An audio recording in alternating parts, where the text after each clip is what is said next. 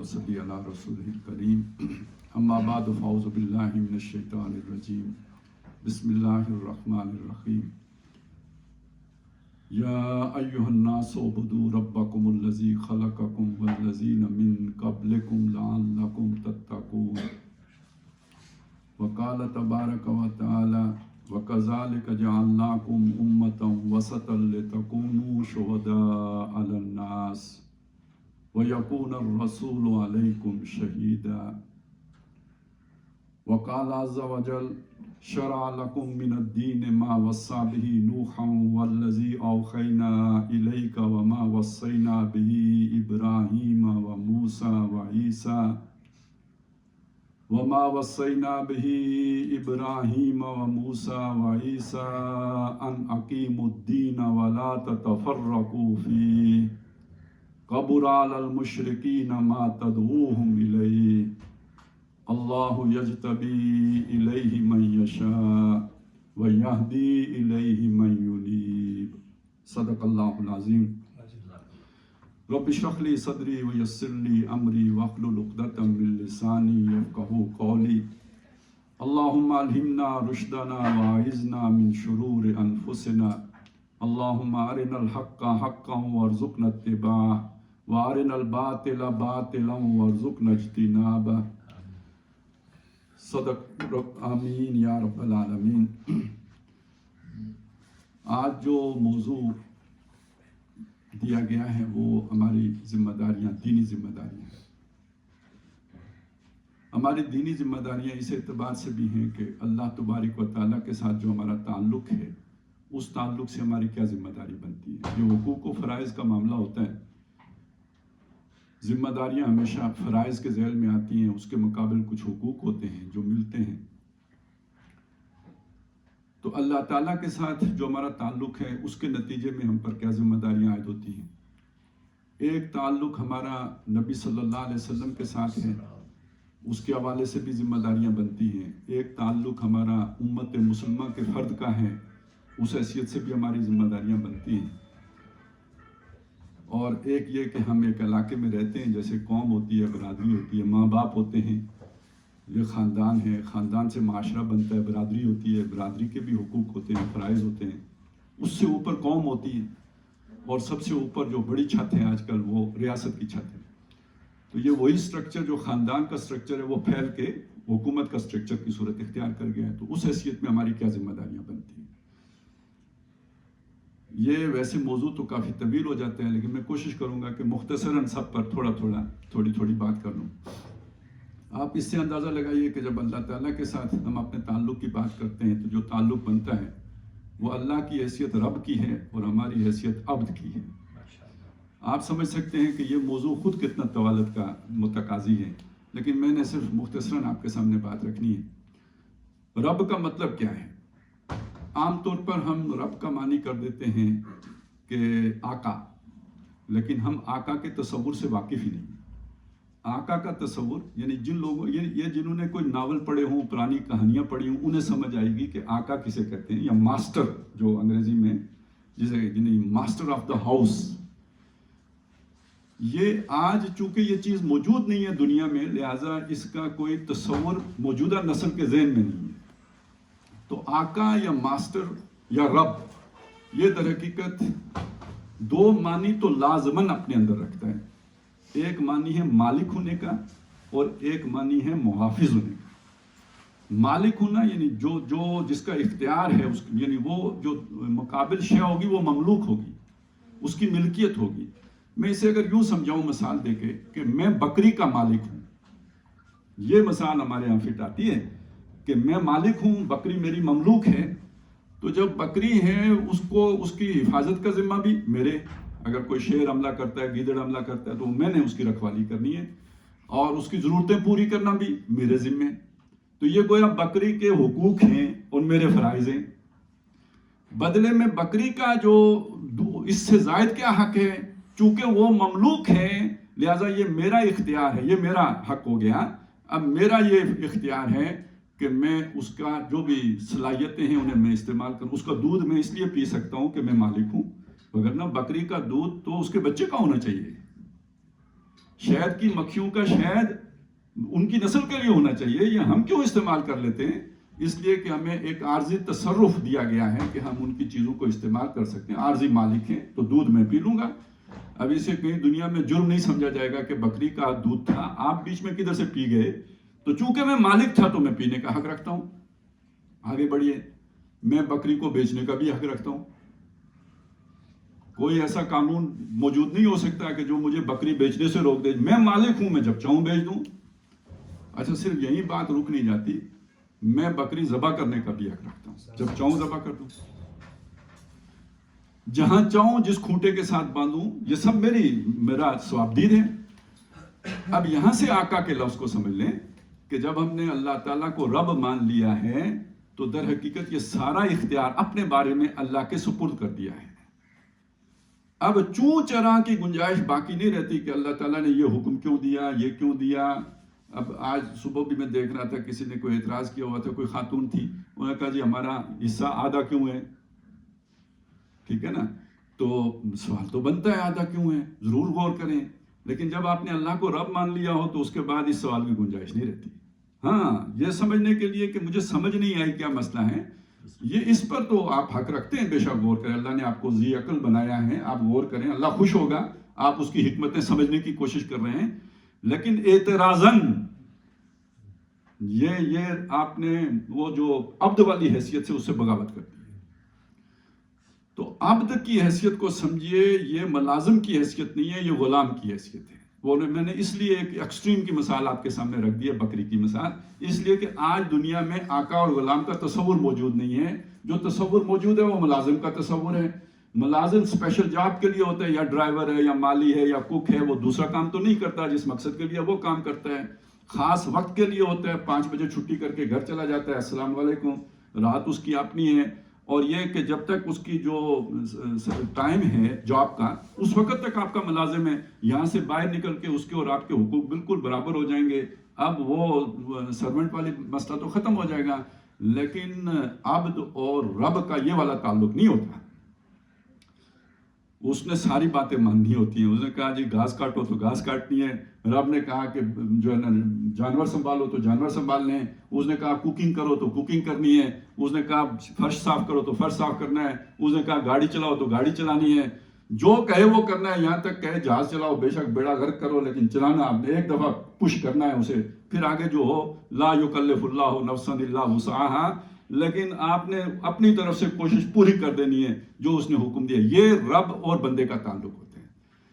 اس کو اب دیکھیں، میں نے چاہا کہ آپ کو پہلے بات سمجھا لوں، اب دیکھیں قرآن مجید ہم سے کیا مطالبہ کرتا ہے۔ قرآن یہی مطالبہ کرتا ہے، ادخلوا فی السلم کافہ، اسلام میں پورے کے پورے داخل ہو۔ اسلام جو اللہ کے احکام ہیں، جو اللہ کا ضابطہ ہے۔ اب ایک چیز اور سمجھ لیجیے، چلے میں پھر وہ لمبا ہی ہو جاتا ہے، میں کوشش تو کر رہا ہوں، نو دیکھیں اللہ تعالیٰ بادشاہ تو ہے نا، قرآن مجید نے اللہ کو بادشاہ بیان کیا نا، کوئی بادشاہ اپنی مملکت میں ایک سے زیادہ قانون برداشت کرتا ہے؟ رٹ چیلنج ہو جاتی ہے نا بادشاہ کی، تو بس اللہ کی بھی ایک رٹ ہے، اور اگر آپ اللہ کو ایک بس بادشاہ زبانی کلامی سمجھے نا، تو یہ زبانی کلامی بادشاہ اللہ تعالیٰ کو ابو جہل بھی مانتا تھا اور رب بھی مانتا تھا۔ من رب السماوات والارض لیقولن اللہ، آسمانوں اور زمین کا رب ماننے کے لیے وہ بھی تیار تھا، آسمانوں اور زمین کا رب ماننے کے لیے فرعون بھی تیار تھا۔ فرعون نے صرف یہ کہا تھا مصر میں میری بادشاہی چلے گی، الیس لی ملک مصر، اس نے یہ نہیں کہا ملک السماوات والارض، نہ ملک مصر۔ تو اگر یہ والی بات اگر ہم نے کرنی ہونا کہ بس یہ اللہ تعالیٰ آسمانوں اور زمین کا بادشاہ ہے، یہ بات آج امریکہ کو ماننے میں بھی کوئی تکلیف نہیں ہے۔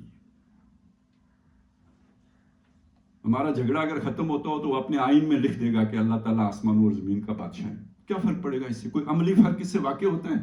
کوئی واقع نہیں ہوتا ہے۔ لیکن جب آپ اس پہ آئیں گے کہ بادشاہ جو ہے نا اپنی رٹ چیلنج نہیں ہونے دیتا، اب یہاں سے جھگڑا کھڑا ہوتا ہے۔ یہ جو رسول ہوتے ہیں یہ کون ہوتے ہیں؟ یہ اللہ کی رٹ قائم کرنے آئے ہوتے ہیں، ڈنڈے سے نہیں آئے ہوتے، سمجھانے آئے ہوتے ہیں۔ اور جب کوئی نہ مانے، بگڑے تگڑے نہ مانے، تو پھر اللہ نے آخری درجے میں لوہا بھی اتارا ہے، وَأَنزَلْنَا الْحَدِيدَ فِيهِ بَأْسٌ شَدِيدٌ وَمَنَافِعُ لِلنَّاسِ، وہ جو پوری آیت ہے 25 نمبر آیت جو سورہ حدید کی، کہ رسول بھیجے، کتابیں بھیجی، میزان بھیجی، سب کچھ بھیجا، پھر بھی نہ مانے تو لو بھی ہوتا رہے. تو بڑی اچھی اس کا ترجمانی کی ہے کسی نے پنجابی میں، شاید بلے شاہ نے کی ہے، کہ 4 کتاباں عرشوں آئیاں تے 5واں آیا ڈنڈا. ٹھیک ہے نا. تو یہ بھی ہے. تو رٹ اللہ بھی قائم کرتا ہے، لیکن یہ کہ وہ جبر نہیں کر، لا اکراہ فی الدین. وہ کہتا ہے یار یہ تم اپنی رضا سے مانو تو مجھے خوشی ہوگی، کیونکہ میں نے تمہارے اندر ایک سافٹ ویئر انسٹال کیا ہے، وہ ورک کرے گا، اپنا پوٹینشیل ظاہر کرے گا. تم مجھے پہچان کر سجدہ ریز ہوگے تو زیادہ خوشی کی بات ہے کہ میری مشین ورکنگ کر رہی ہے. تو جبرن کیا جائے روبوٹ بنانا میرا مقصد نہیں ہے کہ تم پر مسلط کر دوں. نہیں تو بکری اللہ کے حکم کی نافرمانی نہیں کرتی. اس کائنات میں کوئی شے اللہ کے حکم کی نافرمانی نہیں کرتی. انسان کو اختیار اس لیے دیا ہے کہ یہ اپنی مرضی سے اللہ کو پہچان کر اس کے احسانات مان کر اسے رب مانے. جیسے ہم نے انگریزوں کو رب مان لیا تھا، اس طرح مجبوراً رب نہ مانے، بلکہ اس طرح مانے کہ یہ اللہ کے احسانات ہیں، نعمتیں ہیں، تو یہ رب ہونے کے جو ہے نا اہل ہے، اور میں دل سے اس کی ربوبیت کا قائل ہوں اور اس کے آگے سرنڈر کرتا ہوں. یہ سرنڈر کرنا، اپنی مزاحمت ترک کر دینا، اپنی خواہش نفس کو اللہ کے احکام کے تابع کر دینا، یہ عبادت کہلاتی ہے. اور یہ وہ عبادت ہے جس کے لیے انسان بنایا گیا. وما خلقت الجن والانس الا لیعبدون. تو بحیثیت انسان ہماری، اور خاص طور پہ جب ایمان لے آئیں تو اس کے بعد پہلی ذمہ داری یہ بنتی ہے کہ ہم اللہ کے بندے بن کے جئیں. اگر ہم اللہ کے بندے نہیں بن کے جی رہے، بندے ہم کسی کے ہیں، بندے ہیں، یہ بالکل غلط خیال ہے کہ ہم آزاد ہیں. آزاد نہیں ہوتے. جو اپنے آپ کو لبرل کہتے ہیں وہ بھی بندے ہوتے ہیں. وہ کس کے بندے ہوتے ہیں؟ وہ اپنے نفس کے بندے ہوتے ہیں. جو جی میں آئے وہ کریں گے. من موجی کہتے ہیں نا، من موجی بندہ، اپنی من مرضی چلانے والا بندہ، اسی کو آج ہم لبرلزم کہتے ہیں. اس کو قرآن کہتا ہے یہ نفس کا غلام ہے. افرائیت من اتخذ الہہ ہواہ. آپ نے اس شخص کو دیکھا جس نے اپنا رب، اپنا الہ، اپنی خواہش نفس کو بنا کے رکھا ہوا ہے. تو آدمی کسی نہ کسی کو تو اوبے کر ہی رہا ہوتا ہے. اللہ کو نہیں کرے گا تو خواہش نفس کو کرے گا. تو اس حوالے سے اب آپ دیکھ لیجئے کہ پہلا ہمارا تقاضا اللہ کو پہچاننے کے بعد یہ بنا کہ ہم اس کے بندے بن جائیں. اچھا، یہ بندگی، اس کے لیے کوئی نمونہ چاہیے، اس کے لیے کوئی ماڈل چاہیے، اس کے لیے کوئی جو ہے نا ایک ہوتا ہے نا ایک آئیڈیل پرسنالٹی چاہیے جس کے پیچھے چلیں، جس کی پیروی کریں. اب یہ آئیڈیل پرسنالٹی کی حیثیت کیا ہے؟ ذرا اس کو میں ایک نقطہ آپ کے سامنے رکھ دوں. بنی اسرائیل کا ایک واقعہ آتا ہے کہ جب انہیں فرعون سے نجات ملی، سمندر پار کیا معجزاتی طور پر، اس کے بعد ایک قوم پر سے گزر ہوا جو اصنام پرستی کر رہی تھی. تو انہوں نے کہا اللہ ہمارے لیے بھی، نبی موسیٰ ہمارے لیے بھی بنا دو. اب آپ سوچیں یہ انہوں نے شرارتن کہا ہوگا؟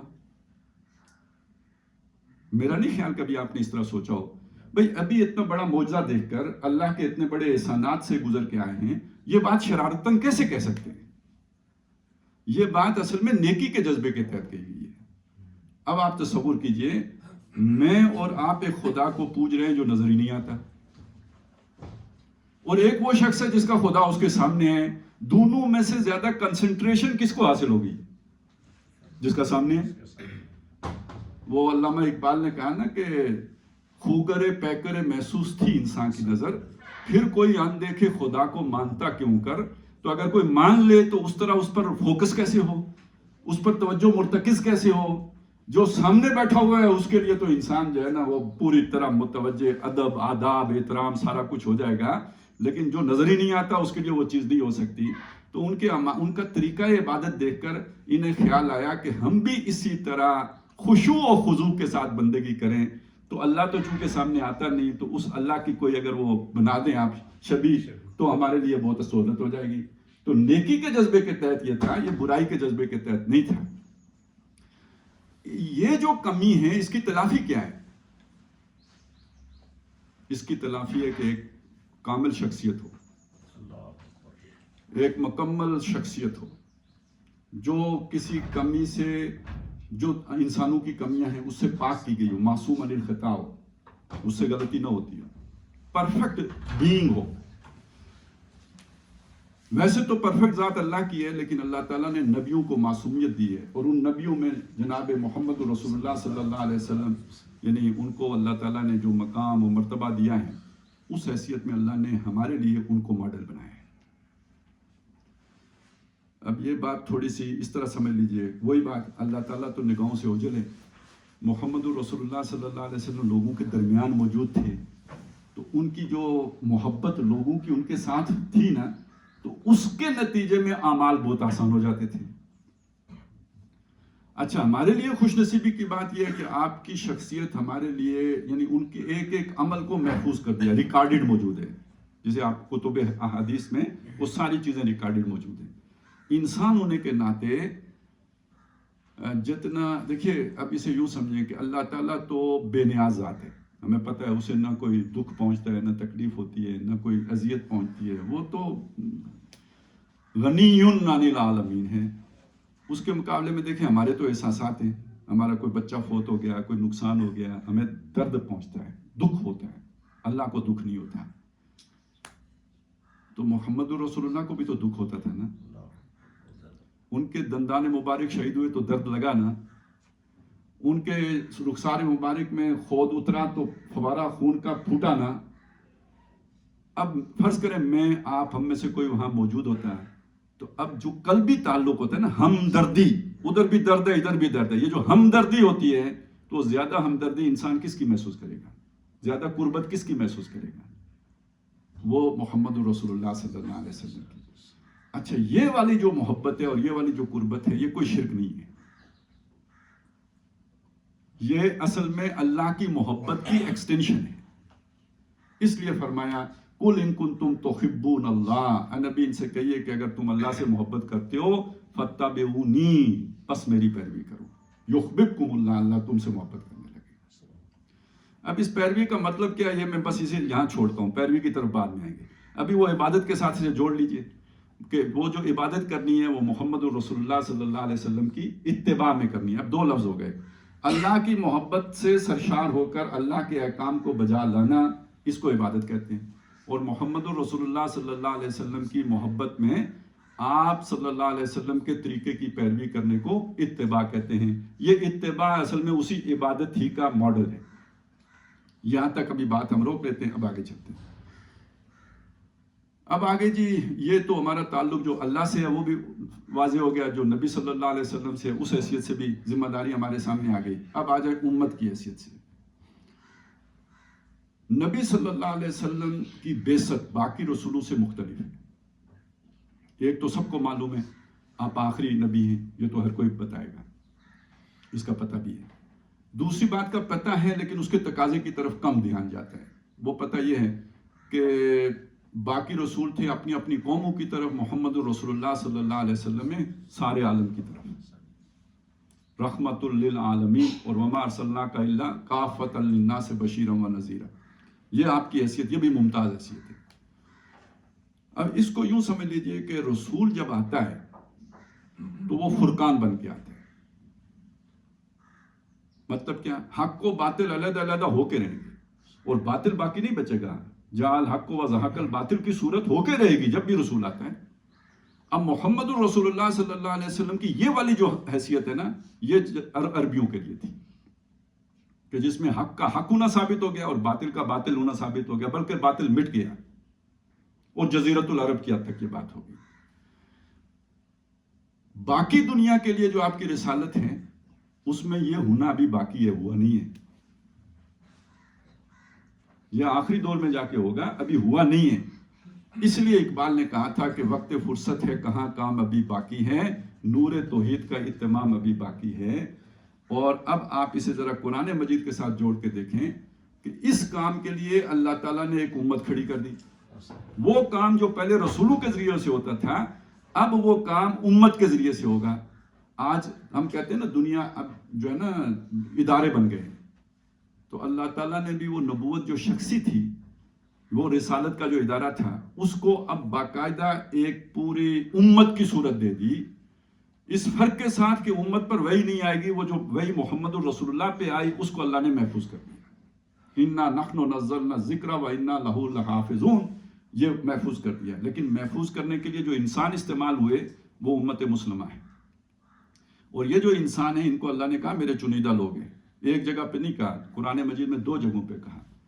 وَاجْتَبَاكُمْ، سورہ حج کی آخری آیت ہے، اللہ نے تمہیں چنا ہے، جو تم مسلمان ہو، یہ اللہ نے تمہیں چنا ہے، مسلمانوں کے گھر پیدا ہوئے ہو۔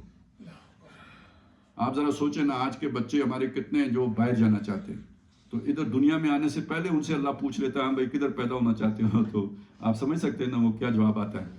تو اللہ نے مسلمانوں کے گھروں میں پیدا کیا تو یہ اللہ کا انتخاب ہے، هو اجتباکم، اس نے تمہیں چنا ہے کہ کلمے کے ساتھ تمہاری جو ہے نا پیدائش ہوئی ہے تو اذان سنی ہے، اقامت سنی ہے، تمہیں بسم اللہ ہوئی ہے تمہاری، یہ اللہ کا چناؤ ہے۔ اور سورہ فاطر میں فرمایا ثم اورثنا الکتاب الذین اصطفینا من عبادنا، پھر ہم نے وارث کر دیا اپنی کتاب کا اپنے بندوں میں سے ان کو جن کو ہم نے چن لیا۔ اس کو یوں سمجھ لیجئے، سورہ حج میں آخری رکوع میں یہ مضمون آیا ہے کہ اللہ یصطفی من الملائکۃ رسلا ومن الناس، اللہ تعالیٰ اپنے پیغام رسانی کے لیے فرشتوں کو بھی چن لیتا ہے اور انسانوں کو بھی چن لیتا ہے۔ اب دیکھیے فرشتوں میں سے ایک ہی رسول ہیں اور وہ ہیں جبریل علیہ السلام، یعنی اللہ اپنا پیغام جبریل علیہ السلام کو دیتے ہیں۔ جبریل علیہ السلام نے وہ پیغام جو انسانوں میں سے رسول چنے گئے ہوتے ہیں ان تک لے کے آتے ہیں۔ نوح علیہ السلام کے پاس بھی جبریل ہی لے کے آئے، ہود علیہ السلام کے پاس بھی جبریل ہی لے کے آئے، موسیٰ علیہ السلام کے پاس بھی جبریل ہی لے کے آئے، محمد الرسول اللہ صلی اللہ علیہ وسلم کے پاس بھی جبریل ہی لے کے آئے۔ پچھلی کڑی ایک ہی ہے مستقل، جبریل علیہ السلام، اگلی کڑیاں بدلتی رہیں آدم علیہ السلام سے لے کے محمد الرسول اللہ تک صلی اللہ علیہ وسلم۔ یہ جو بتایا جاتا ہے کہ 1,24,000 کے قریب جو انبیاء آئے ہیں تو یہ سارے انسانوں میں سے چنے ہوئے لوگ ہیں۔ تو محمد الرسول اللہ صلی اللہ علیہ وسلم پر آ کے جب ختم نبوت ہو گئی، اب اللہ نے کس کو چنا؟ اب یہ نئی کڑی ہے، اس کو سمجھ لیں، اب اللہ نے ایک پوری امت کو چنا، ہم اس امت کے فرد ہیں۔ اب اس پہ غور کر لیجئے، میرا خیال ہے ہم نے اس طرح نہیں سوچا۔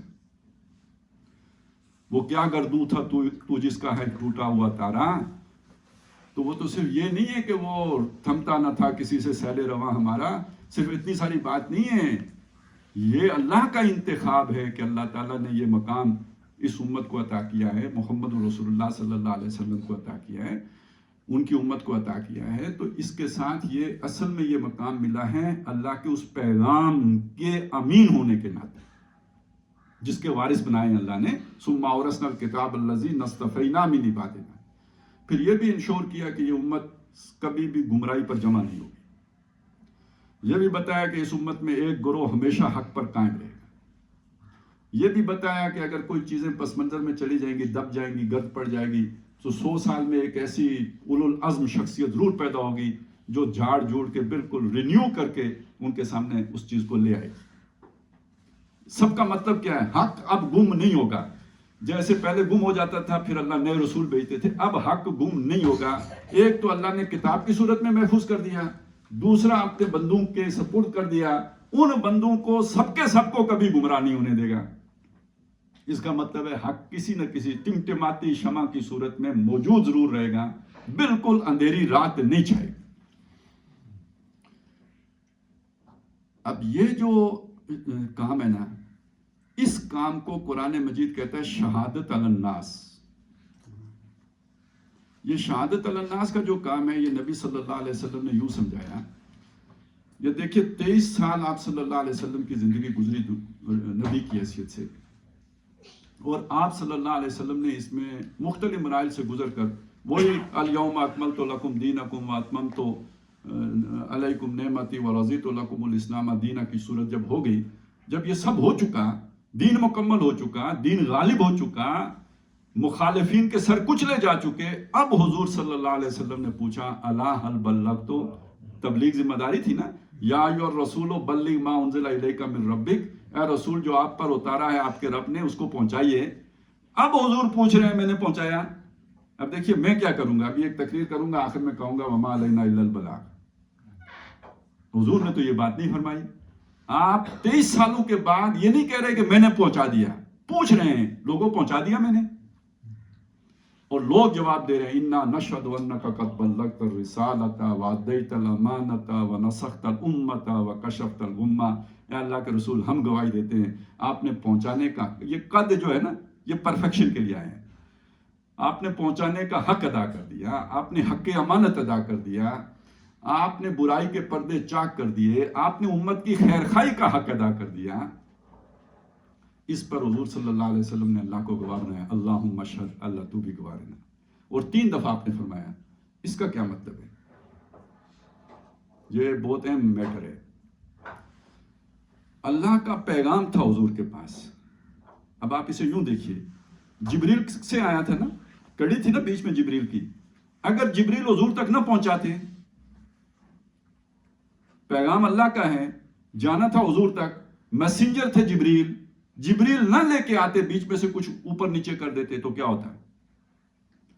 ایک آیت ہے قرآن مجید میں, حضور صلی اللہ علیہ وسلم کو خطاب کر کے کہا گیا, آپ ہمارے اس پیغام میں کچھ اونچ نیچ کر دیں.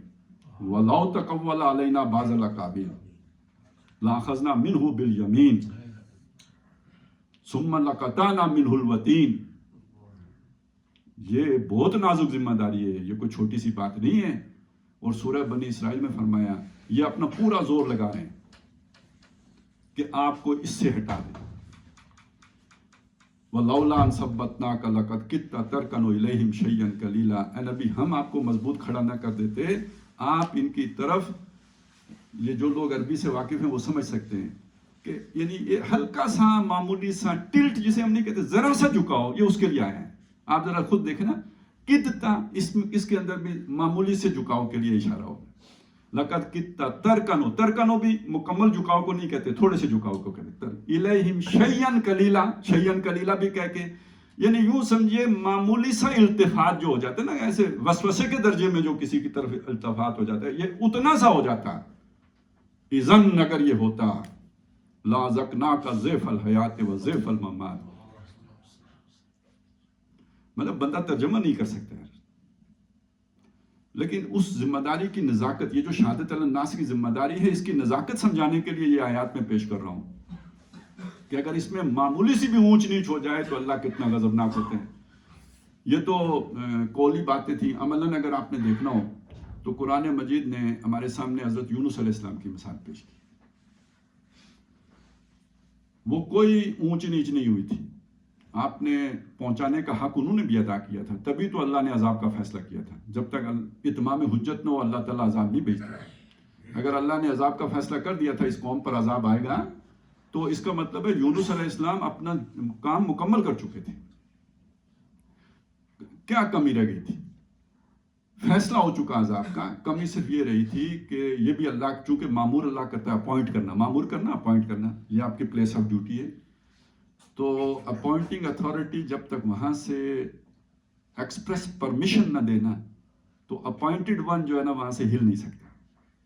یونس علیہ السلام اپنی پلیس آف ڈیوٹی اس ایکسپریس پرمیشن سے پہلے چھوڑ گئے.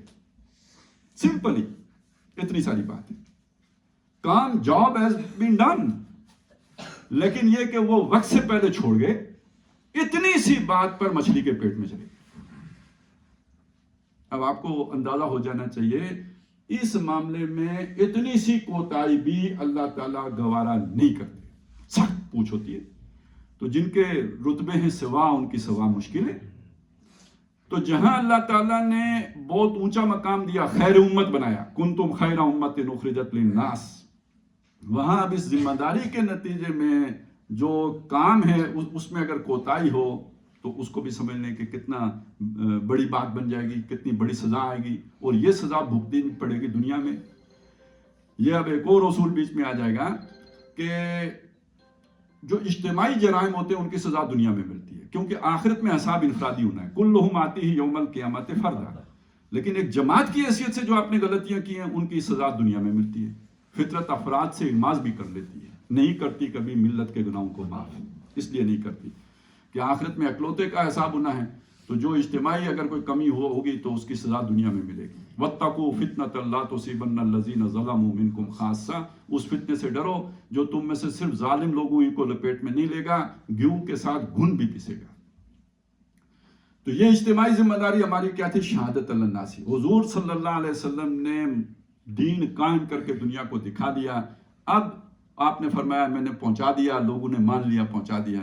ہم نے پہنچائے بغیر ہی ہم نے سمجھا کہ بخشے بخشائے ہیں, اور دنیا تک وہ پیغام پہنچانے میں ہم ناکام رہے. ہمارا انفرادی عمل تو بھی بیکار, اور ظاہر ہے پہنچانے کے لیے پیچھے عمل بھی درکار ہوتے ہیں. میں زبانی کلامی پہنچانا کوئی معنی نہیں رکھتا, وہ تو ایک یوٹوپیا ہوتا ہے نا. قابل عمل شے ہے یہ تب پتہ چلے گا جب آپ اس پر عمل کرتے ہو. قابل عمل ہیں، بلکہ آپ یہ سمجھتے ہیں یہ قابل عمل ہے، خود آپ یہ سمجھتے ہیں، اس کا ثبوت یہ ہوگا کہ آپ اس پر عمل کرتے ہوں گے. نہیں تو آپ بھی یہی سمجھتے ہوں گے جیسے وہ بچوں کو موٹے موٹے الفاظ لکھ کے تقریر نہیں لکھ کے دے دیتے. اب بچے کو پتہ بھی نہیں ہوتا میں کیا تقریر کر رہا ہوں، لیکن وہ شعلہ بیانی کر کے وہ آ جاتا ہے، سمجھ اسے کخ نہیں ہوتی. اسی طرح میں بھی تقریر کر کے چلا جاؤں، آپ بھی تقریر کر کے چلے جائیں، مجھے بھی پتہ ہے عمل نہیں ہو سکتا، آپ کو بھی پتہ ہے عمل نہیں ہو سکتا، بس حصول ثواب کے لیے بیٹھے اور اٹھ کے چلے گئے. تو جب تک اپنا عمل اس کے مطابق نہ ہو تو اس تقریر کا یا ان الفاظ کا کوئی معنی نہیں ہوتا، ان میں کوئی اثر نہیں ہوتا، کوئی تاثیر نہیں ہوتی. اور یہ عمل جو ہے یہ آج کی دنیا میں دیکھیے، پرانی دنیا اور آج کی دنیا میں بڑا فرق ہے. اتنی سی بات سے سمجھ لیجئے کہ یہاں ہم بیٹھے ہوئے ہیں، اکثر و بیشتر وہ ہوں گے کہ جو ایبٹ کے نہیں ہیں، اب یہاں مستقل رہتے ہیں. جب آئے تھے ان سے کسی نے نہیں پوچھا تھا ویزا ہے آپ کے پاس، کسی نے پاسپورٹ کا نہیں پوچھا تھا، کسی نے شناختی کارڈ کا نہیں پوچھا تھا، کسی پٹواری کے پاس جس زمین پر قبضہ کر لیا تھا اس کے کاغذات جو حاصل نہیں کیے تھے. بس جو آیا، جس نے جہاں سینگ جس کے سمائے اس نے قبضہ کیا، بیٹھا، کاشت کرنی شروع کر دی، وہ یہاں کا شہری ہو گیا. آج کی جدید ریاست میں کیا یہ ممکن ہے؟ ناممکن. آج آپ کسی کمزور سے کمزور آدمی کی جگہ جو ہے اس کی مرضی کے بغیر یا خریدے بغیر اس سے حاصل نہیں کر سکتے. ہر شہر ڈاکومنٹڈ ہے اور ہر شہر رجسٹرڈ ہے، بچے بھی رجسٹرڈ کرانے پڑتے ہیں، یہ پہلے تو نہیں تھا. اس دور میں انفرادی عمل اب کوئی اہمیت ہی نہیں رکھتا، بلکہ انفرادیت سکڑ کے ایک جوئے کماب کی سطح پہ آ گئی ہے. ایک سٹرکچر ہے جس کے اندر ہمیں کل پرزے کی مانند ہیں، ہمیں اسی طرح ایکٹ کرنا ہوگا جیسے وہ پورا سٹرکچر ایکٹ کرے گا. اس پورے سٹرکچر کو مسلمان کیے بغیر ایک فرد انفرادی طور پر مسلمان ہو ہی نہیں سکتا. آج کا معاشی نظام سامنے رکھیں، آج کا سیاسی نظام سامنے رکھیں، آج کے یہ سوشل سٹرکچر سامنے رکھیں، اس کے ہوتے میری انفرادیت کتنی ہے؟ شادی اپنی مرضی سے بندہ نہیں کر سکتا، رسم و رواج کا قیدی ہے، فیشن کا قیدی ہے. باقی یہ کہ آپ اپنی معاش اس پہ کتنے آزاد ہیں. عصر حاضر ملک الموت ہے تیرا، جس نے قبض کی روح تیری دے کے تجھے فکر معاش. پھر وہ اگر سود پہ مبنی ہے تو آپ کیسے حلال کمائیں گے؟ اگر اللہ کی نافرمانی ہو رہی ہے تو آپ جو بھی سروسز پرووائڈ کر رہے ہیں اس پورے سٹرکچر کو، اس کا الٹیمیٹ فائدہ نافرمانی، اللہ کی نافرمانی پر منتج ہو رہا ہے. تو آپ کی تو ساری محنت اللہ کی نافرمانی میں صرف ہو رہی ہے. اب میری نمازوں کی کیا حیثیت پیچھے رہ جائے گی؟ یہ تو بالکل ایسی بات ہے کہ بھائی میں فوجی ہوں، پریڈ کرتا ہوں، سٹی پہ دوڑ کے جاتا ہوں، لیفٹ رائٹ بہت شاندار کرتا ہوں، سینہ میرا بھی مودی کی طرح 56 انچ ہے، وغیرہ وغیرہ وغیرہ وغیرہ. لیکن یہ ہے کہ وہ اوپر ملک پہ کسی اور کا قبضہ ہو گیا ہے، میں اسی طرح لگا ہوں لیفٹ رائٹ. تو یہ میری ساری لیفٹ رائٹ اب تو نئے بادشاہ کے لیے ہو گئی نا. تو اوپر اگر اللہ کی حکمرانی نہیں ہے تو نیچے یہ ہماری ساری عبادت گزاری در حقیقت پھر الٹی پڑ جائے گی. باطل کے اقتدار میں تقویٰ کی آرزو، کتنا حسین فریب ہے جو کھا رہے ہیں ہم. اور آج کی دنیا کے مسائل اصلاً ہیں کیا؟ انفرادی ہیں یا اجتماعی ہیں؟ جس میں کروڑوں انسانوں نے جانے دی ہیں. عدل کی تلاش میں انسان ایک انقلاب، دوسرا انقلاب، انقلابوں پہ انقلاب. حال ابھی ہے چلو کہ منزل ابھی نہیں آئی کی صورت ہے.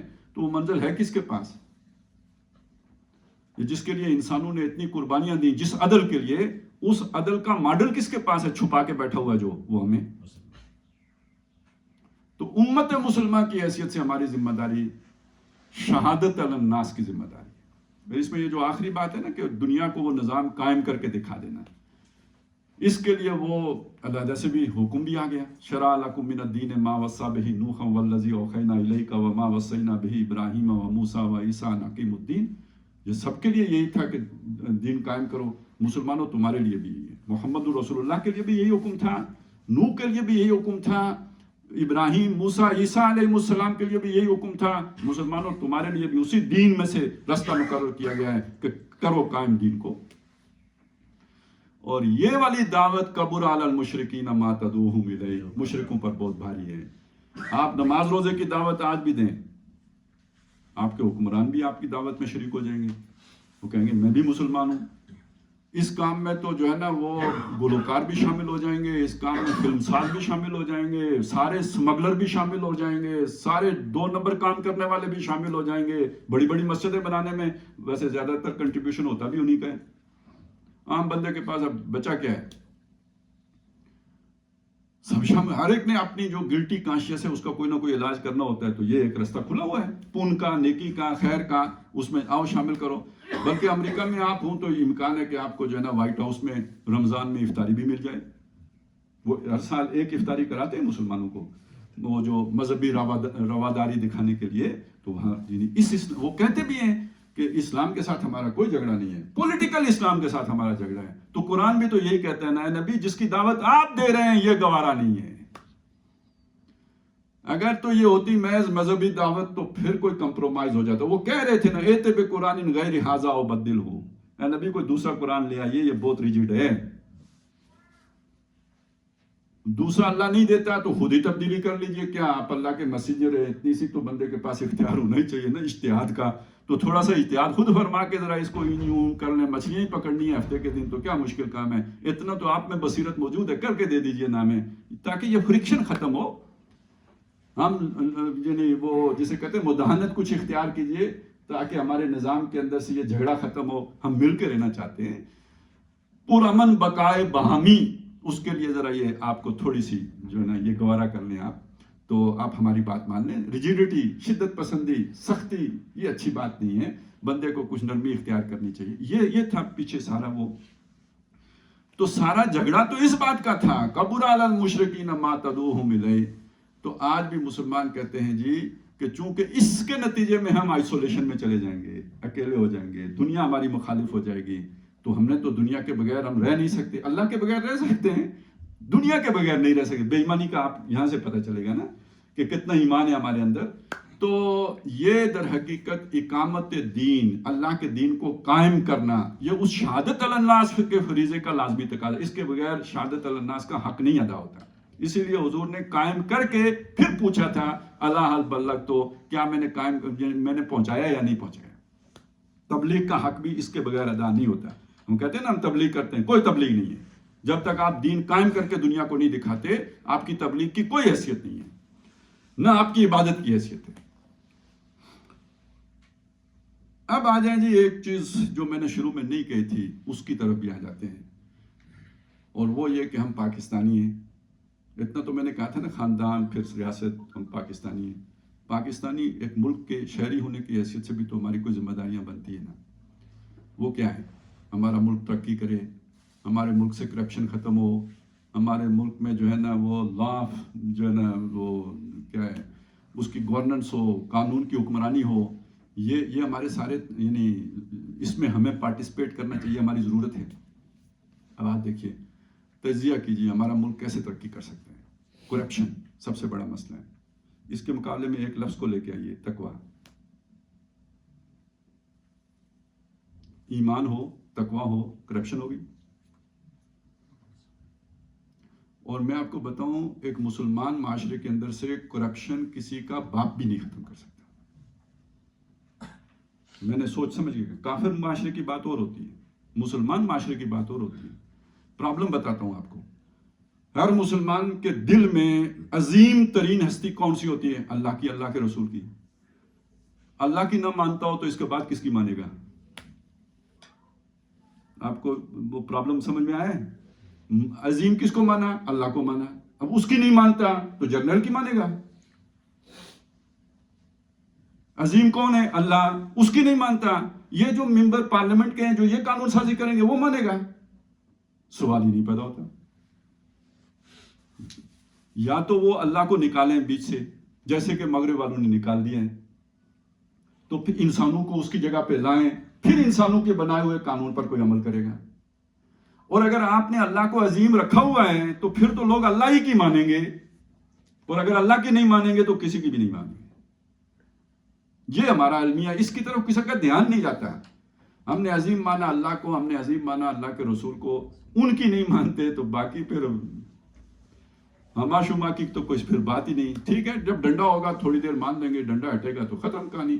تو ساری کرپشن، قرآن مجید کہتا ہے کہ یہ انسان جو ہے نا یہ کرپٹ ہو جاتے ہیں۔ ان الانسان لیطغی، بے شک انسان طغیانی پہ آ جاتا ہے۔ کیوں؟ الراہ استغنا، جب یہ دیکھتا ہے پکڑ نہیں ہے تو کیسے سیدھا ہوتا ہے؟ ان الی ربک الرجعی، بے شک اپنے رب کی طرف مراجعت کرنی ہے، وہ پوچھے گا۔ یہ جو اکاؤنٹیبلٹی آخرت کی ہے نا، یہ جتنی مستحضر رہتی ہے اسی سے تقویٰ پیدا ہوتے ہیں، اور اسی سے پھر انسان غلط کاری نہیں کرتا۔ وہ آپ کے سامنے وہ مثال ہے نا حضرت عمر رضی اللہ تعالیٰ عنہ کے دور کی، کہ وہ جب دودھ کم ہو گیا تو ماں نے بیٹی سے کہا کہ بیٹا تھوڑا آج گاہکوں کو پورا کیسے ہوگا، تو تھوڑا پانی ڈال لو تاکہ پورا کر دیں۔ تو بیٹی نے کہا کہ یہ تو ملاوٹ ہے، اور حضرت عمر نے منع کیا ہوا ہے۔ میں کہا کون سا عمر دیکھتا ہے؟ تو ہمارا بھی تو مسئلہ یہ ہے نا، کون سا قانون دیکھتا ہے؟ لیکن وہاں اب بیٹی نے جواب کیا دیا تھا؟ یہ تو نہیں کہا تھا کہ عمر دیکھتا ہے، بیٹی نے کہا تھا عمر نہیں دیکھتا، عمر کا خدا تو دیکھتا ہے۔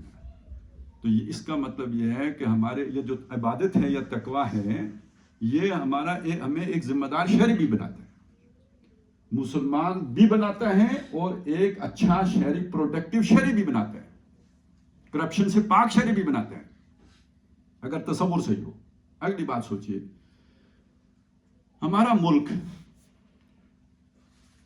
دنیا میں ہر ملک کا کوئی نیشنل ایجنڈا ہوتا ہے، اس کی اچھا ایک بات یہ دیکھیے، یہ جو اتحاد اور اتفاق ہوتا ہے نا، استحکام جس سے بنتا ہے اتحاد اور اتفاق، اس کی کوئی بنیاد ہوتی ہے جسے دنیا نے ڈیفائن کیا ہے۔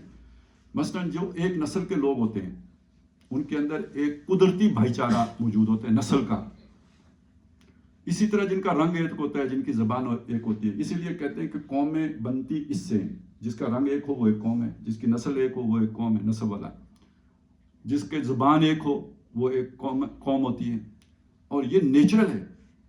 یہ آپ دیکھیں نا، تھوڑی سی بات ہوتی ہے تو کوئی کہتا ہے میں پنجابی ہوں، کوئی کہتا ہے میں پٹھان ہوں، کوئی کہتا ہے میں ہزارے والا ہوں، کوئی کیا، وہ یہ والا جو تعصب ہے نا، یہ نیچرل ہے۔ اس کے لیے کوئی تبلیغ نہیں کرنی پڑتی کہ جمعے والے دن جناب مولوی صاحب باقاعدہ واز فرمائیں، اس کی ضرورت، یہ اندر ایک تعصب موجود ہوتا ہے، نیچرل ہے۔ تعصب کا مطلب کیا ہے؟ باندھنے والی چیز، جوڑنے والی چیز، ملانے والی چیز، اس کو اسبہ، گروہ بنانے والی شے، اس کو تعصب کہتے ہیں۔ تو گروہ یہ شے بناتی ہے، آپ کی زبان، آپ کی نسل، آپ کا رنگ، یہ آپ کو گروہ بناتا ہے۔ اس بنیاد پر یہ بات کہی گئی تھی کہ ہندوستان میں رہنے والے لوگ جغرافیہ کی بنیاد پر ایک قوم ہے، یہ چوتھی بنیاد ہوتی ہے، ایک جغرافیہ کے لوگ ایک قوم ہوتے ہیں۔ تو انہوں نے کہا ایک قوم ہے، ہم نے کہا نہیں، ہم نظریے کی بنیاد پر علیحدہ قوم ہے۔ یہ والی جو چیز تھی نا، یہ دنیا اس سے واقف نہیں تھی۔ لوگ کہتے ہیں اسرائیل کا یہ ایک دھوکہ ہے، اسرائیل نسل کی بنیاد پر ہے، اصل میں وہ تو یعقوب علیہ السلام کی نسل سے ہیں نا سارے، اس لیے بنی اسرائیل ہیں، تو وہ تو وہی بنیاد بنی جو باقیوں کی ہے۔ نظریے کی بنیاد پر علیحدہ قوم بن کر ایک وطن حاصل کر لینا، یہ در حقیقت پولیٹیکل سائنس میں ایک نئے فیکٹر کی شمولیت تھی۔ قوم بننے کی بالکل ایک نئی بنیاد ہم نے دنیا کے سامنے پیش کی کہ نظریہ بھی ایک بنیاد ہوتی ہے، جی پانچویں بنیاد ہے، دنیا میں واحد ملک ہے۔ اب اگر آپ قرآن مجید کی طرف رجوع کریں تو قرآن مجید انسانوں میں تقسیم کا قائل نہیں ہے۔ یا ایھا الناس انا خلقناکم من ذکر و انثی، اے لوگو ہم نے تمہیں بنایا ایک مرد اور ایک عورت سے، وجعلناکم شعوبا و قبائل، تمہارے خاندان اور قومیں بنائیں، لتعارفوا، اور یہ تعارف کے لیے بنایا، یعنی زبانوں کا فرق، رنگ کا فرق، یہ ڈویژن کے لیے نہیں ہے، یہ تعارف کے لیے، پہچان ہو۔ سارے ایک ہی سانچے والے ہوتے تو پتہ کیسے چلتا، نادرا والے کیسے فرق کرتے، یہ عبد الرحمن ہے اور یہ عبدالحق ہے۔ تو یہ اس لیے ہم نے مختلف بنا دیا تاکہ پہچان ہو، مختلف قومیں بنا دی۔ تو یہ قوموں قومیں بنانے کی وجہ تقسیم نہیں ہے، اس کی بنیاد پہ تقسیم انسانوں کے درمیان روا رکھنا جائز نہیں ہے۔ تقسیم ایک بنیاد پر ہو سکتی ہے اور وہ نظریہ ہے۔ هُوَ الَّذِي خَلَقَكُمْ فَمِنْكُمْ كَافِرٌ وَمِنْكُمْ مُؤْمِنٌ، وہی ہے جس نے تمہیں بنایا، تو کچھ کافر ہو گئے، کچھ یہ تقسیم ہو گئی۔ یہ تقسیم اللہ کے ہاں جو ہے وہ جسے کہتے ہیں نا، اس پر آبجیکشن نہیں ہے۔ یہ وہ تقسیم ہے جو اللہ کے ہاں مسلم ہے، تسلیم شدہ ہے، اور وہ یہ تقسیم ہے۔ تو اس پورے جہان میں صرف ایک ملک ہے جس نے اس تقسیم کی بنیاد پر اپنی علیحدہ شناخت پیش کی جو قرآنی تقسیم تھی، اور یہ وہ تقسیم تھی جو محمد الرسول اللہ صلی اللہ علیہ وسلم نے جس کی بنیاد پر ریاست مدینہ بنائی تھی۔ ادھر دیکھیں نا، نسل کٹ گئی یا نہیں کٹ گئی، بھائی ادھر رہ گیا، دوسرا بھائی ادھر آ گیا، باپ ادھر رہ گیا، بیٹا ادھر آ گیا، کوئی باپ ادھر آ گیا، بیٹا ادھر رہ گیا، نسل، رنگ، ہر شے طے و بالا ہو گئی۔ نظریے کی بنیاد پر تقسیم، پولرائزیشن، یہ محمد الرسول اللہ صلی اللہ علیہ وسلم نے کی تھی۔ پھر یہ کہ اس دور میں آ کے یہاں پہ ہوئی. میں اس سے جو نتیجہ اخذ کر رہا ہوں وہ یہ کہ ہمارے ملک میں استحکام، اتحاد، اتفاق اسلامی کے ذریعے سے آ سکتا ہے، اس کے علاوہ ہمارے پاس کوئی بنیاد نہیں ہے. اگر آپ سیکولر بنیاد پر جائیں گے تو پھر پنجابی علیحدہ ہوگا، سندھی علیحدہ ہوگا، بلوچی علیحدہ ہوگا، پختون علیحدہ ہوگا، جیسے کہ ہو رہا ہے. آپ کلمے پر آئیں گے سارے متحد ہو جائیں گے، جیسے کہ 47 میں ہو گئے تھے. تو جب ہم بات کر رہے ہوتے ہیں، خواہ عبادت کی بات کریں، خواہ ہم شہادت علی الناس کی بات کریں، شہادت علی الناس در حقیقت ہمارا نیشنل ایجنڈا ہے. علامہ اقبال نے جب تصور پیش کیا کہ ایک علیحدہ شمال، ہندوستان کے شمال مغرب میں ایک علیحدہ ریاست ہونی چاہیے، تو انہوں نے ساتھ بات کیا کی کہ اگر ایسا ہو گیا تو ہمیں موقع مل جائے گا کہ عرب امپیریلزم کے دور میں اسلام کے چہرے پر جو داغ و دبے پڑ گئے تھے. اب اس جملے کو سمجھ لیجئے، یعنی ہم نے تو دنیا پر اسلام کی گواہی پیش کرنی تھی. ہم نے گواہی کیا پیش کی؟ الٹا پیش کیا، اپنے اس کے اوپر داغ اور دبے لگا کے. اس لیے کہ اب امپیریلزم کا مطلب تو یہ ہے نا کہ ایک ایسی ریاست بن گئے تھے کہ جو اپنے مفادات کے تحت کام کرتے تھے بجائے نظریات کے. جیسے آج دنیا کی ریاستیں سپر پاورز ہیں، اس طرح کا معاملہ تھا. لہٰذا اس کا نقصان کیا ہوا؟ اسلام پر داغ و دبے پڑ گئے. اصل میں اسلام بدنام ہوا، اس سے غلطی ہماری تھی، بدنامی اسلام کی ہوئی. تو یہ ملک اگر ہمیں مل گیا تو ہمیں موقع مل جائے گا کہ دنیا جو اسلام کے بارے میں غلط فہمی کا شکار ہے، وہ داغ دبے جب ہٹ جائیں گے تو اسلام کی جو اصل تصویر ہے وہ دنیا دیکھے گی. جب دنیا کے سامنے اصل تصویر آئے گی تو اسلام قبول کرنا نسبتاً ان کے لیے آسان ہو جائے گا. اب اس کی ایک مثال ہے آپ کے سامنے، دیکھیں یہ فلسطینیوں نے تھوڑی سی ایک جھلک دکھائی ہے نا. ابھی کل پرسوں میں دیکھ رہا تھا، ایک رپورٹ تھی کہ بھئی امریکہ میں بہت بڑی تعداد میں لوگوں نے اسلام کا مطالعہ کرنا شروع کر دیا ہے. یہی آپ کو یاد ہوگا 9/11 کے بعد ہوا تھا. یہ عملی مظاہرہ وہ شے ہے کہ جو لوگوں کو اٹریکٹ کرتا ہے، لوگوں کو متوجہ کرتا ہے، سوچنے پر مجبور کرتا ہے. تو ایک ملک پاکستان جیسا، اس میں جب دین غالب ہو جاتا ہے تو آپ سوچیں کہ پوری دنیا میں کتنی آسانی سے جو ہے نا اس کی تبلیغ ہوتی، اس کا ابلاغ ہوتا، اس کی جو ہے نا اس پر لوگوں کی تحقیق ہوتی. اور اگر ہم کوئی ایسا ماڈل پیش کر لیتے تو یہ جو جمہوری ماڈل سے بہتر ہوتا، سرمایہ دارانہ ماڈل سے بہتر ہوتا، کمیونسٹ ماڈل سے بہتر ہوتا، تو کیا دنیا اسے فالو نہ کرتی؟ یہ وہ شے ہے جو اقبال کہہ رہے تھے. یہی وہ چیز ہے جو قائد اعظم نے کہی کہ ہم پاکستان اس لیے حاصل کرنا چاہتے ہیں تاکہ دنیا کو اسلام کے اصول حریت و اخوت و مساوات کی جھلک دکھا سکے. نماز پڑھنے کا طریقہ نہیں ہے، وہ تو سلفیوں کا اور ہوگا، انفیوں کا اور ہوگا، کسی کا اور ہوگا، وہ اس میں وہ مسئلہ نہیں ہے. مسئلہ حریت، اخوت و مساوات کا ایک ماڈل دنیا کو دکھا سکیں کہ آپ نے بھی یہ بنائے ہیں ماڈل مختلف، ہمارا بھی دیکھو، ان میں سے جو بہتر ہے اس کو اختیار کر لو. اچھا، یہ وہ شے ہے جو ہمارا اگر قومی ایجنڈا بن جائے، پوری قوم اس نقطے پر متفق ہو سکتی ہے، متحد ہو سکتی ہے. یہ وہ ایگریشن ہے. دیکھیے یہ کوئی فوجی جارحیت نہیں ہے، یہ اصل میں نظریاتی جارحیت ہے کہ جس کے نتیجے میں پوری دنیا اٹریکٹ ہو سکتی ہے. یہ وہ ہمارا مورال بوسٹ کرنے والی چیز ہے. تو ایک طرف یہ دنیا کے لیے ایک مثبت پیغام، دوسری طرف آپس کا اتحاد و اتفاق، اس کی دولت بھی ہمیں یہی وہ جو بات شروع ہوئی تھی، عبادت اللہ کی اور اتباع محمد الرسول اللہ کی صلی اللہ علیہ وسلم. اب آپ اس میں ایک چیز دیکھیے کہ ایک بات میں نے آپ کے سامنے رکھی تھی کہ ہمیں اللہ نے مسلمان پیدا کیا، ہم خوش نصیب ہیں. مسلمان پوری دنیا میں بکھرے ہوئے ہیں، انڈیا میں بھی ہیں، امریکہ میں بھی ہیں، اسرائیل میں بھی ہیں، آپ کو معلوم ہے. اب میں چاہتا ہوں آپ اس اعتبار سے دیکھیں کہ ایک انڈیا کا مسلمان عبادت اور اتباع کا تقاضا اس سے بھی ہے، لیکن جب وہ عبادت اور اتباع کی طرف جائے گا تو اب جس ملک میں وہ رہتا ہے اس کی مخالف سمت میں کھڑا ہو جائے گا، اس کے ایجنڈے سے بالکل مختلف ایجنڈے پہ جا کے کھڑا ہو جائے گا. اسرائیل میں بھی یہی صورت بنے گی، امریکہ میں بھی یہی صورت بنے گی. اب ذرا آپ اپنے جائزہ لیں. جب ہم اللہ کے دین کی طرف آتے ہیں تو دیکھیں میرا اور اللہ کا جو تعلق ہے وہ بھی پورا ہوتا ہے، میرا اور نبی صلی اللہ علیہ وسلم کا جو تعلق ہے وہ بھی پورا ہوتا ہے. اور میں جس ملک کا شہری ہوں میں اس کے لیے بھی ایک سب سے پروڈکٹیو، سب سے بہترین شہری بن جاتا ہوں. میں اس ملک کا بھی ایک، یعنی میری اسی لائن میں آ کے ملک بھی کھڑا ہوتا ہے. یہ خوش نصیبی دنیا میں کتنے لوگوں کو میسر ہے. وہ امت مسلمہ کے فرد ہونے کی خوش نصیبی تو 1.5 ارب لوگوں کو میسر ہے، یہ والی خوش نصیبی جس کا ابھی میں نے آخر میں ذکر کیا، یہ کتنوں کو میسر ہے؟ اس سب کے باوجود بھی ہمارا معاملہ اگر سب سے پتلا ہو اس حوالے سے اور ہم دین کی طرف پیش قدمی نہ کریں، تو میں نے آپ کو بتایا نا، حضرت یونس علیہ السلام کا معاملہ آپ کے سامنے رکھا ہے نا، وہ اللہ نے کہانی تو نہیں سنائی، وہ اللہ کی سنت ہے۔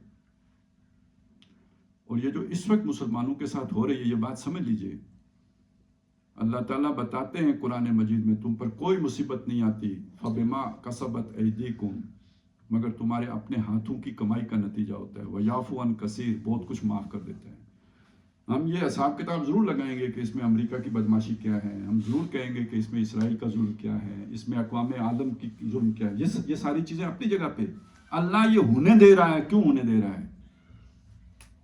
مسلمانوں پر بحیثیت مجموعی جو ذمہ داری شہادت علی الناس کی تھی وہ ادا نہیں کی، جس کے نتیجے میں اگر یونس علیہ السلام جیسا پیغمبر مچھلی کے پیٹ میں جا سکتا ہے تو امت مسلمہ پر کیوں نہیں تکلیف آئے گی؟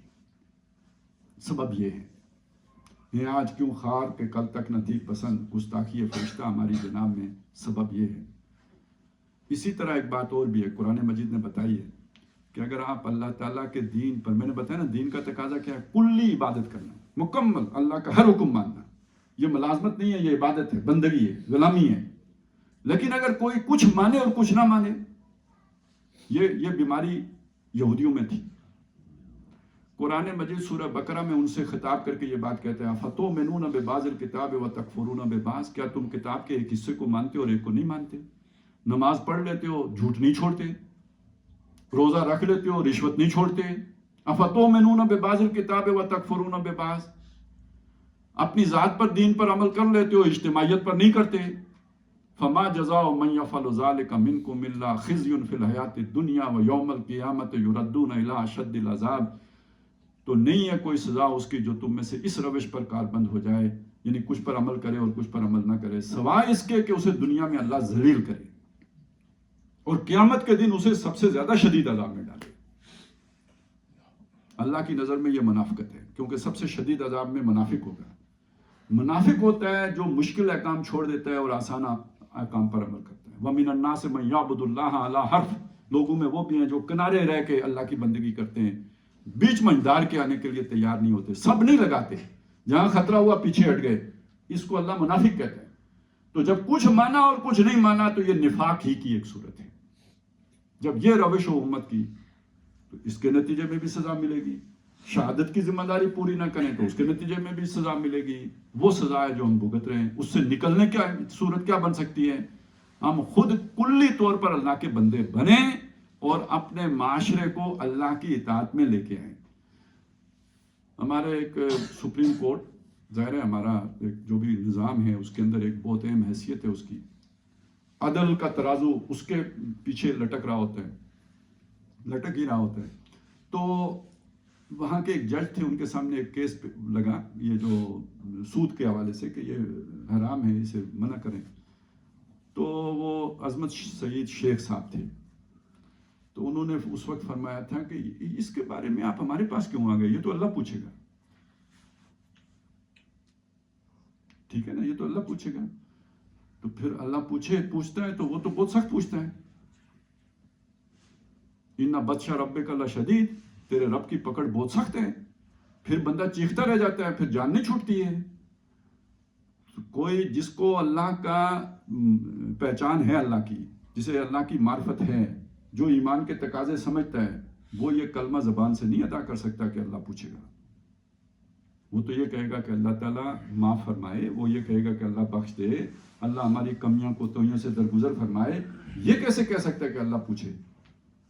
یہ تو وہی کہہ سکتا ہے جو جانتا نہ ہو کہ اللہ کون ہے، جسے اللہ کے جبار ہونے کا، قہار ہونے کا، ذو انتقام لینے والے کا پتہ نہ ہو، وہ کہہ سکتا ہے۔ لیکن کہتے ہیں ہمارا معاشرہ ہے، اور جب اتنی ذمہ داری پر بیٹھا ہوا بندہ، اتنی بڑی ذمہ داری پر بندہ بیٹھا ہوا کہتا ہے یہ ایک بندے کی بات نہیں ہے، یہ ہم سب کی بات ہے، وہ ہم سب کا ریپریزنٹیٹیو ہے۔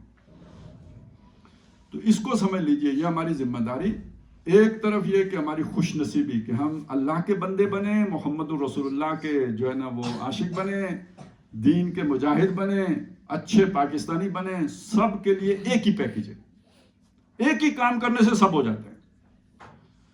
نہ کریں ان میں سے ایک میں بھی کمی کریں تو بس مجرم بھی پوری طرح فل، ہر ایک شعبے میں مجرم ہو جائیں گے. تو یہ ہماری ذمہ داریاں ہیں. ان کے لیے ظاہر ہے ہمیں پہلی بات تو یہ ہے کہ خود عمل پیرا ہوں گے تو کسی کو کہنے کے قابل ہوں گے کہ یہ کام ہمیں کرنا چاہیے. نشستن گفتن برخاستن سے آگے بڑھ کر خود اس کا عملی نمونہ پیش کرنا ہوگا.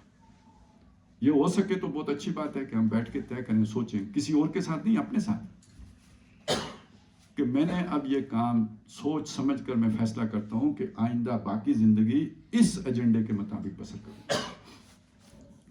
اللہ تعالیٰ آسانی کرنے والا ہے.